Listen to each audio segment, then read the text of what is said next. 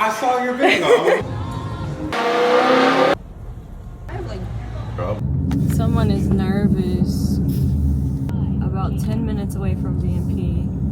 We went to Universal yesterday, but we know that y'all don't really give a shit about that. We made it. Like VMP. We made it. Probably. There's someone over there. You nervous? A little bit. Are you nervous? A little. Not bad though.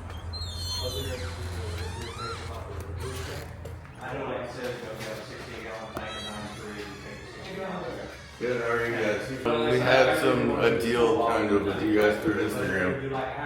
That like. I saw your video. I was going to send it to him. Yeah. Hey, hang tight. Yeah. Our waiting room's right there. Bathrooms are down the hall. I'll go grab it. Okay. I don't have like checkerboard floors and a bunch of shelves. I'm like, oh, two of the bottles, the big ones. Now, it's more of a research and development and manufacturing kind of place. And you're going to see that as we walk through here. So right up front is our sales department. You've already been acquainted with the waiting room, but we've got three guys. One's remote in Tennessee, but actually very, very close to y'all. The guy Ken, who took y'all's initial payment. He lives up in Tennessee, and we have Tyler and Rick for our on-site. But anytime you call or email or our live chat on our website, it goes to one of these guys here that get y'all taken care of. This and I'll Do all of our own calibrations here in house. You got Levi and Jacob, our tuners here. So he'll be doing. These guys will be doing the initial dyno pulls because we're going to put your car up on the dyno and get a baseline, see where it's at. We do a health check. We make sure before we ever turn a wrench on a car that everything's good and ready for a couple hundred extra horsepower. So we're family owned. It's a husband and wife ownership team. Justin's actually here. Rebecca's a midwife and you know a doctor and does a lot with that. But this is Justin Starkey. Hi, how you guys doing? JJ. Nice to meet you. Nice to meet you. Destiny, my hands are sweaty. Sorry. So they're the ones that had the everybody wanted to get them a supercharger right after that. And I just kind of sneakily got in the inbox and made it happen. Yeah. Giving them a tour real quick while Tyler prepares their paperwork. We'll get them checked in and grab Levi for a baseline and get this process rolling. Cool. Good stuff.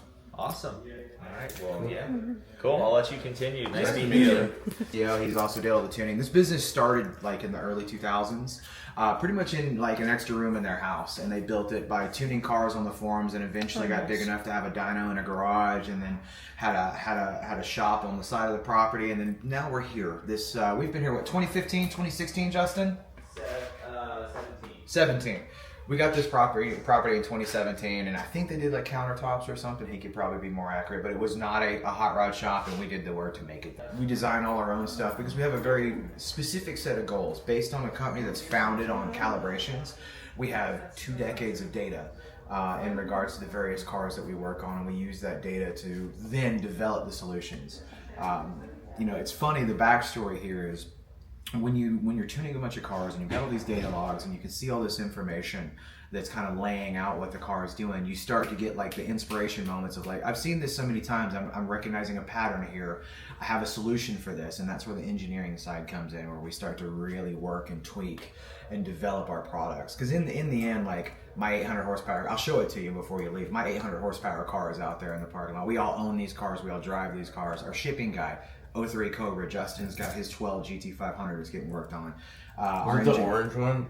That's Rebecca's car. Okay. You'll see Rebecca's race car too. It makes 1200 wheel and stands on the back bumper. 790s in the quarter mile. So we're all enthusiasts. We're enthusiasts serving enthusiasts. It's not just a bunch of pencil pushers here.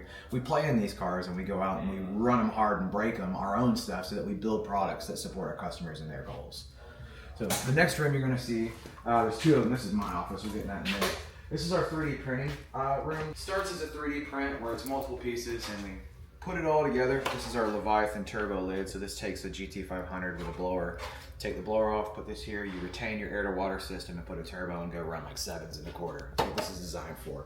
Well, this started as an idea on a computer screen. Eventually came here, we printed it in sections and get to the point of test fitting it on the car before we ever invest time and effort. It saves cost and saves time, and when we can do that, it lowers the price point for it to get to the customer, so that like this, you know, similar intakes on the market, $4,000, $5,000, $6,000 for intake systems, we're able to sell this for $1,000. Funny enough, this is a whole 3D printed supercharger would normally be like 40 or 50 pounds.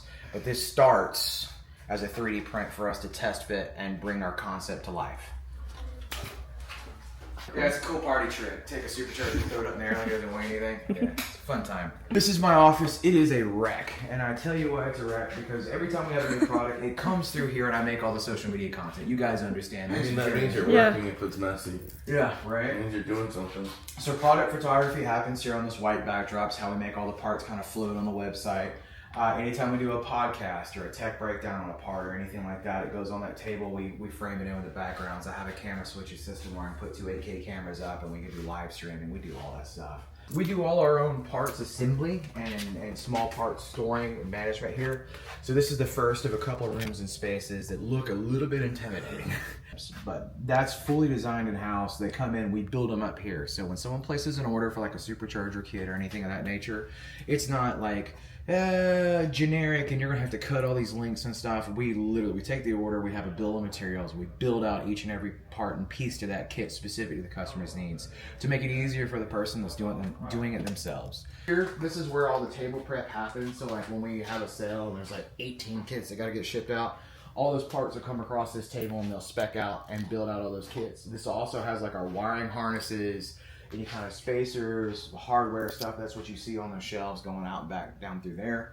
And then, like again, that room you just saw is small parts assembly. So like Leviathan lower intake manifolds, fuel hats, any kind of water and flow primarily in there for all the hardware. That all happens in that small space there, and then it's prepped for shipping here. And then we're gonna go into the warehouse. Keep over $1 million of inventory here. One of the biggest plagues or problems we've seen in the aftermarket is that, like, if you want to order a supercharger kit, you order it and you gotta wait 4, 6, 8, 10 weeks, whatever the back order is for them to get the parts and assemble a kit. I keep them in stock. Your blower's gonna be sitting right here in this stack of blowers. And I know that doesn't look like a lot, but at $10,000 a piece, 1, 2, 3, 4, 5, 6, 7, 8, 9, 10, 11, 12, 13, 14, 15 units, you get my point.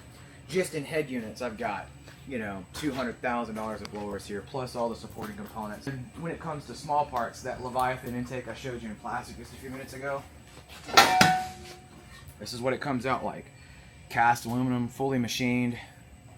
Its face is already put in place to put a big throttle body on it, powder coated black. You know, so it starts on a screen, comes out in plastic, and eventually makes its way to a fully cast part. I can be a little inappropriate for y'all's channel. I've got people in here I can't be that way with. So that is the 120 millimeter diameter throttle body that's going to be on yours. Typically they're 112 on this particular configuration. It's a larger inlet on the supercharger for the 24. So we run the Mac Daddy on the stage 4. This will help support your goals like 800 plus.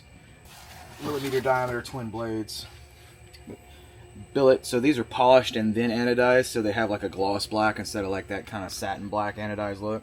But yeah, again, more you'll notice instead of having a flange here, and I'll show you the difference, this actually bolts to the billet end cores. This is for like 2,500 horsepower, so it doesn't blow off.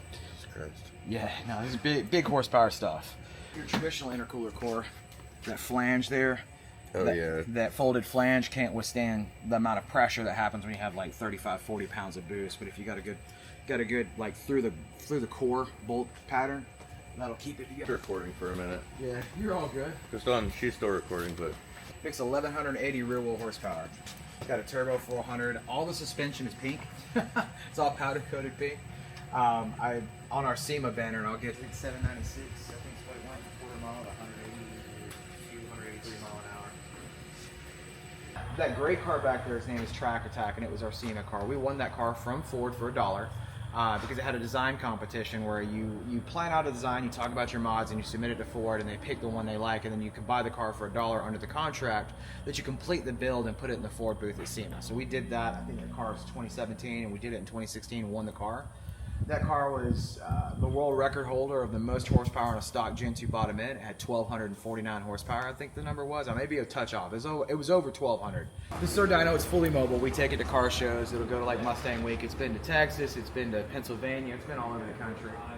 It's a dyno jet. It's what we'll have your car up on here in just a few minutes. And it's so funny that you guys showed up, though. I remember when I first saw the video, I was like, this is a great opportunity.